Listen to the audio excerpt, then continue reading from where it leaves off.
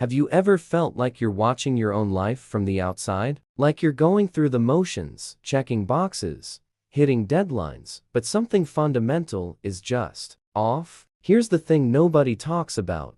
Most people are running on mental software they didn't choose. Programs installed decades ago, full of bugs, glitches, and viruses they don't even know exist. And the wildest part, they'll live their entire lives never questioning why they think what they think, feel what they feel, or believe what they believe. So here's the real question.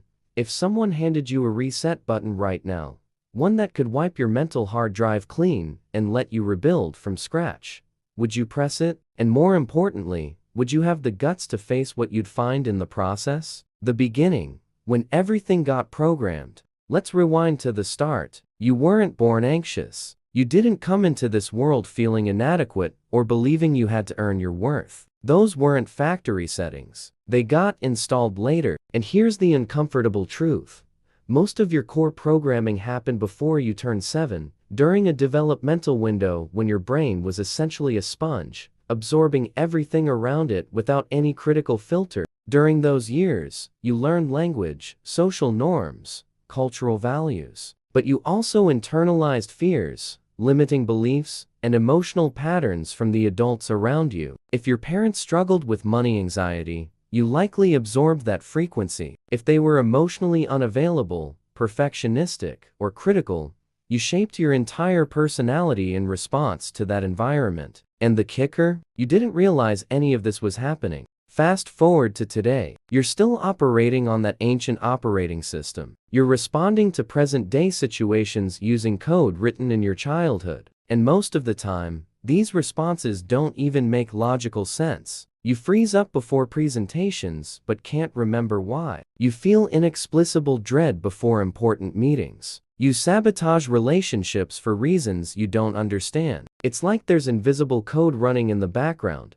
controlling your choices without your awareness. The weight of invisible patterns research from UC Berkeley found that approximately 95% of our daily decisions are automatic, driven by unconscious habits and patterns. Translation: you think you're in control, but you're mostly just executing pre-installed mental scripts. And those scripts might be completely misaligned with who you actually want to be. Take Marcus, a 38-year-old software engineer who seemed to have it all figured out. Great career at a tech company, healthy lifestyle, solid friend group. But internally, he was constantly bracing for disaster. He couldn't enjoy success because he was always waiting for the other shoe to drop. He overworked, overprepared, and couldn't relax even on vacation. Then one day, during a breakthrough therapy session, he traced it back. His dad lost everything in the 2008 financial crisis, and Marcus watched his family fall apart. He'd unconsciously decided that security was an illusion and that he needed to be hypervigilant at all times.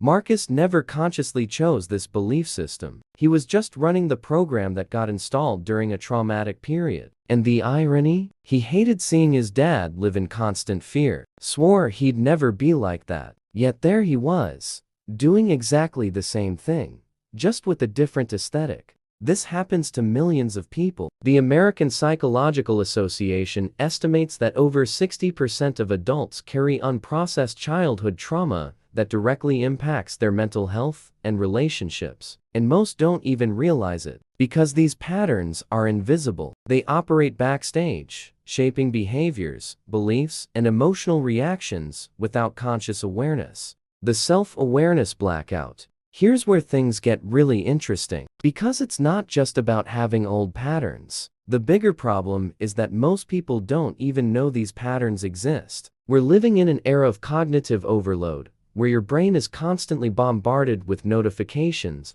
demands, content, and distractions. And when you're always busy, always reacting, always putting out fires, there's zero space left for deep reflection. When's the last time you actually stopped to examine why you do what you do? Why you chose your career path? Why you relate to people the way you do? Why you have the specific fears that keep you up at night? Most people go their entire lives never asking these questions. And when they finally do, they discover that many of their choices weren't really choices at all. They were automatic responses based on ancient programming. And modern culture doesn't help. We live in a society that worships productivity, performance, and the appearance of having it together. Everyone's too busy to stop and look inward. And when someone suggests therapy, meditation, or any form of inner work, there's immediate resistance. I don't have time. That's for weak people. And figure it out myself. But here's the truth. Avoiding inner work doesn't make the problems disappear. They just go deeper, get more complex, become more entrenched. And the longer you wait, the harder the reset becomes.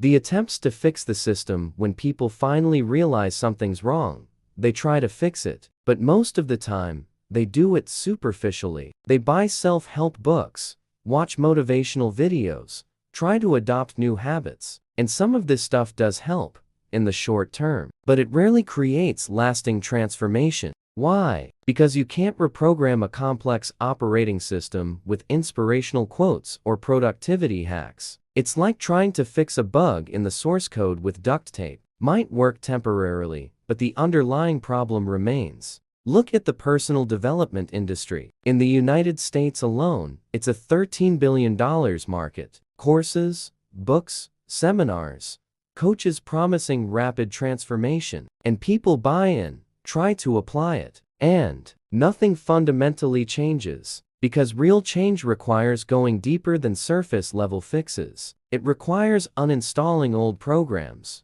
not just layering new ones on top. Some people try therapy, and when done well, therapy can be incredibly powerful. But even then, many quit halfway through, because the process of deconstructing deep patterns is uncomfortable, sometimes painful. It requires confronting truths about yourself that you've spent years avoiding. And not everyone's ready for that. Others turn to medication. And yes, in many cases, medication is necessary and life-saving. But it treats symptoms, not root causes. You can take anxiety meds to calm the nervous system, but if the root issue is a catastrophic thinking pattern you learned as a kid, medication alone won't solve it. The future of mind, technology, neuroscience, and the mental reset. But here's the plot twist. We're entering a completely new era when it comes to mental health and cognitive reprogramming. Neuroscience has discovered something revolutionary in recent decades. The brain is plastic. This means it can be molded, reprogrammed, restructured throughout your entire life. You're not stuck with the patterns you have today. You can literally create new neural pathways and weaken old ones. Techniques like mindfulness-based cognitive therapy, EMDR, movement desensitization and reprocessing, internal family systems therapy, and even psychedelic-assisted therapy are showing remarkable results. People who spent years trying to change unsuccessfully can, within months, reprogram deep patterns of thought and behavior. And technology is entering the game too. Meditation apps with AI personalization, neurofeedback devices, VR therapy for trauma treatment. The future of mental health is highly personalized, accessible, and data-driven. Soon, you might be able to map your mental patterns with the same precision you track your heart rate today. But there's a problem. Despite all this available technology and knowledge, most people still do nothing. Because knowing change is possible isn't the same as being willing to do the necessary work. And that's the great paradox of mental reprogramming. It requires courage, vulnerability, and commitment. There's no shortcut, no magic hack, just process, time, and effort. So what now? What would you do with a mental reset? So we're back to the original question. What if you could mentally reset your life right now? What if there was a button that erased all limiting beliefs, all irrational fears, all self-sabotaging patterns? Would you press it? The answer seems obvious, of course. But would you really? Because along with dysfunctional patterns, there's also your entire history, your memories, the things that shaped you. And some people are afraid of losing that. Some people identify so strongly with their problems that they don't know who they'd be without them. And here's the thing, the reset isn't instantaneous. It's a process. And in the middle of that process, You're going to have to face things you'd rather not see. You're going to have to feel emotions you've spent years suppressing. You're going to have to make difficult decisions about relationships, career, lifestyle. But here's the raw truth. You're already in the middle of a mental reprogramming process. Every single day, all the time. The question is whether you're doing it consciously and intentionally, or whether you're just reacting on autopilot. So the question isn't if you're going to reprogram your mind. It's how you're going to do it, and whether you're ready to take control of that reprogramming, or if you'd rather keep running the old scripts until they stop working altogether. What about you? If you had the real chance to do this reset, where would you start? What would you delete first? And who would you choose to become?